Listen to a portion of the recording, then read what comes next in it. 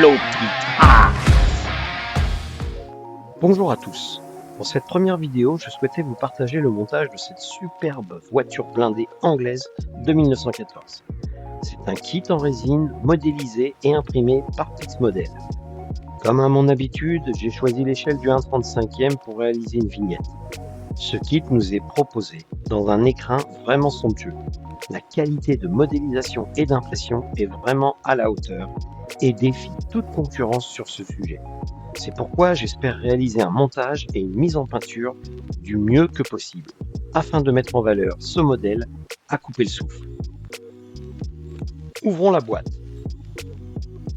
Dans un premier temps, nous avons un box art avec quelques vues sur les possibilités des effets, quelques éléments intérieurs qui donnent vraiment l'envie d'en faire plus. Nous avons bien sûr toutes les coordonnées de chez Pixmodel.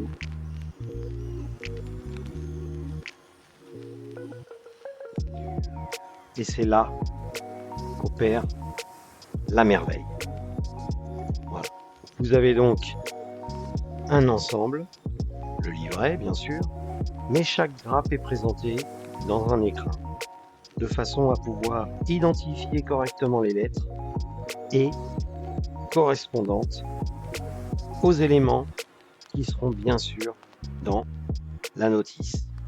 Je dis la notice, mais franchement, une notice pareille, c'est presque une bande dessinée qu'on a envie de lire pièce par pièce en regardant la situation évoluer avec cette merveille. Je peux éventuellement vous sortir une des grappes, voilà, qui va me permettre de monter au fur et à mesure ce véhicule blindé. Avant de commencer, je tiens particulièrement à préciser que je ne suis pas sponsorisé, ni avec un accord commercial pour la marque, ou les produits, les peintures, les colles ou vernis, de ce que je vais utiliser pour monter cette maquette. Je reste un maquettiste indépendant avant tout, et qui souhaite simplement partager la joie de monter un kit vraiment intéressant en toute liberté. Première étape, je découvre le livret quasiment en même temps que vous. Je vois qu'il faut dégrapper la première grappe, qui est la grappe A, et des pièces de la grappe B, afin de pouvoir commencer le châssis pour ce début. Donc j'ai sorti la grappe A, voilà. Je tiens particulièrement à préciser qu'il y a une seule pièce sur cette grappe A, et donc du coup, il y a des petites encoches sur la partie basse de tous les éléments de la cage que l'on peut dégrapper afin d'accéder facilement à la partie centrale.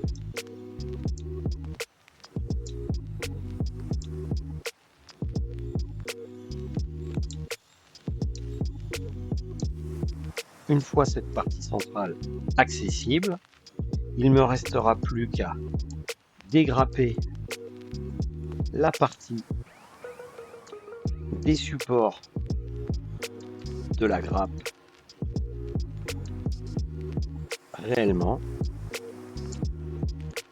Voilà. Mais je n'ai pas terminé. Voilà. Je retire la cage en toute sécurité afin de pouvoir accéder à la partie à dégrapper. Et voici donc le résultat après le dégrappage de la partie principale. Il faut faire attention effectivement à deux petites pièces qui viennent dans ces angles-là. Le reste, les garde-boue ici, ça va, faut faire attention. On a très peu de marques, comme on le voit à l'écran. Il suffit juste effectivement d'effectuer un tout petit peu de ponçage si on est perfectionniste sur les parties inférieures, puisque les parties supérieures n'ont pas du tout de problème. Voilà, d'impression, sont vraiment très propres. Donc la première pièce est dégrappée, on a quelques résidus, bien entendu qu'on ne conserve pas, et la suite dans un prochain épisode si cela vous a plu dans cette situation. À bientôt. Flow Pitra.